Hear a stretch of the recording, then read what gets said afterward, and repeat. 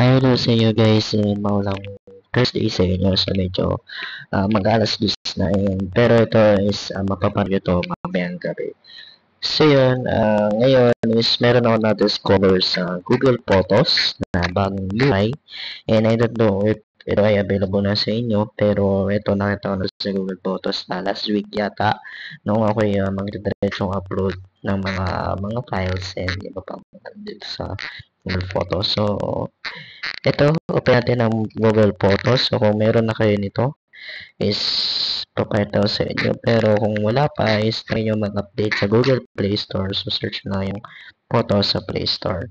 So, yun nga pala guys, is nawala na yung parang album yung dito sa gitna, sa tabi, na katabi ng search.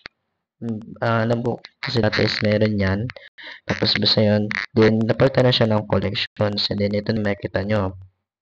Pag pinalik nyo yung collections, ayan, yan yung bagong UI niya.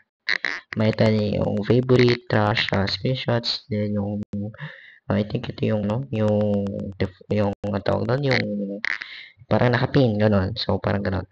Then, dito naman is madedetect na yung mga people or faces na nandun sa mga save photos, images, or videos or any file type na in-upload nyo dito sa Google Photos.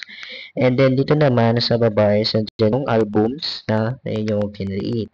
And then, yung documents naman, ayan, ito yung documents, which is yan, yung kalagay dyan, yung screenshots, social, payment methods, event information, notes, books, and magazines, and recipes, and menus, identity, and etc.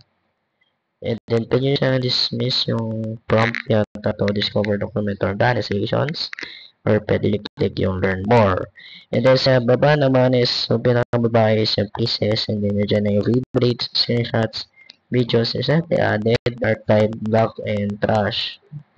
And then, kung gusto nyo ma-upload yung mga files na nakasave sa inyong device, is punta na kayo dito sa on device.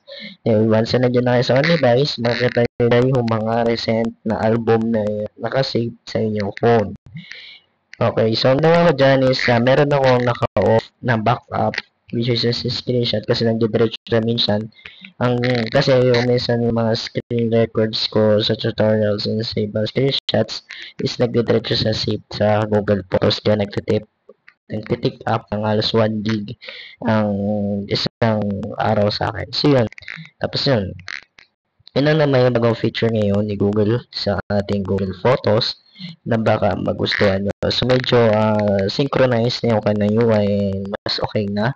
And madetect na yung mga albums na yung kinreate kasi may isa dati is yung inyong albums is makikita doon sa kabila. Parang dito yata yun.